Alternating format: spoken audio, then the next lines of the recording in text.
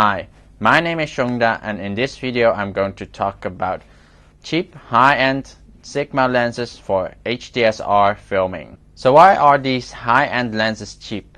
Mainly is because the chip is really old and they are out of production, so Sigma won't re-chip them, or people that bought them have never re-chipped them on time. They can be used on new cameras, however you can't really change the aperture nor use the autofocus on these lenses. However, for HDSR filming, it's not really a problem, because with filming you'll mainly be using manual focus and not autofocus. For HDSR filming, you rather have a nice depth of field, so a wide open aperture is actually what you need. You might say some of these lenses are very bright to be used wide open the whole time, especially during sunny days, and you don't want to use like high shutter speed, otherwise you get like jumpy images. So there's a solution for that. The solution is a variable ND or a normal ND filter. However, I rather use a variable ND because I can actually just twist the brightness to the setting I want. So with this you can change the brightness and just screw it on the front of the lens. So that would mainly help you to control the brightness that comes into the lens, and actually kind of aperture control, but basically you don't have to change the aperture to change the brightness.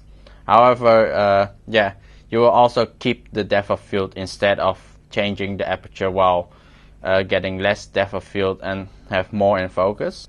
So basically this is a nice fix for that problem. So you will have nice correct exposure while not having to change to a higher shutter speed, while the aperture you can't really change. I actually own 3 of these lenses. The first one is the 2870 f2.8. The second one is the 14mm f3.5, and the last one is the 2805 f2.8 to f4. So why are these lenses high-end? I have to say the high-end is because they are competing with really high-end lenses.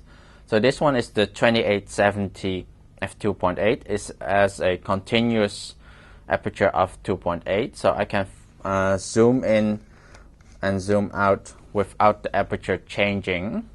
So that's a really great lens for filming. You can do like yeah, zooming in, zooming out, and have the lens on the same aperture the whole time, so you don't see any brightness changes while you're zooming, which is a great thing.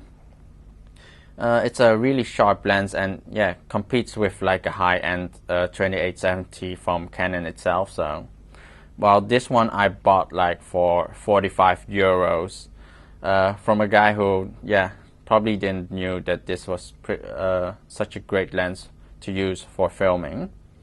And yeah, it has the problem with the old chip, but for filming it's a great lens. This is the 14mm f3.5. It's actually a very wide angle lens. I have to show you, it looks like a fisheye lens. However, it's not a fisheye lens. While it's a very wide angle lens, it actually keeps everything straight. So basically all the lines will keep straight, the perspective is very straight, it does not have any of the fisheye effect. And used on the 550D, of course, it's not a 14mm, it's more closely to a 21mm. However, the nice wide angle does help you in really tight spaces, and actually it keeps everything straight, which does give a nice effect, or give a nicer look than having a wide angle fisheye, which everything curves at the sides. So this is comparable like a 14mm f2.8, however only too bad is 3.5 instead of 2.8.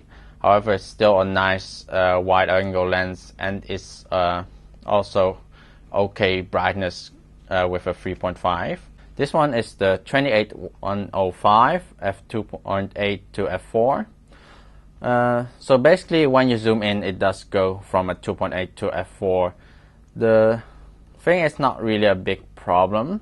It's a nice zoom range, and I have to say, if you search for anything close to like a 2805, you'll be finding like a continuous f4 or a continuous or a 3.5 to f4.5 or 3.5 to f5.6, or this is a nice bright aperture with a f2.8 to f4, and this one also have the problem with being an old chip. However, this one is actually has a very nice smooth focus and also a nice smooth zoom, and the zoom range of this is very nice to be used for particularly any events, so you can actually zoom in and have a pretty okay wide angle. Yeah, I have to say it's a very nice lens to have if you want to film, because it has like a nice range to use and you don't have to change lenses the whole time to get a more closer shot. However, compared to all the newer lenses from Sigma, which does have like the correct chip, and also a lot of the new Sigmas have like also a macro focus, which is a very nice use, and also a lot of the new Sigmas are very high end with nice build.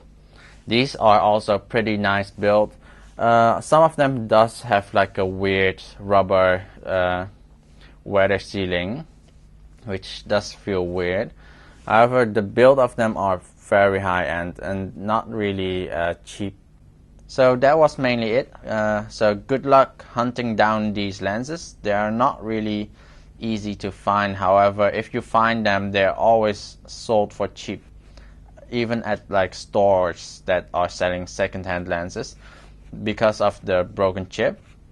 So if you find them, you'll be getting a major deal because they are really cheap. The prices be like $50 to like few $100, but never be like several thousand. So they are pretty cheap buys while they are high end. So that was mainly it, and hope you please subscribe, comment below if you have any questions, and favor or like this video, and I'll see you next time. Bye bye.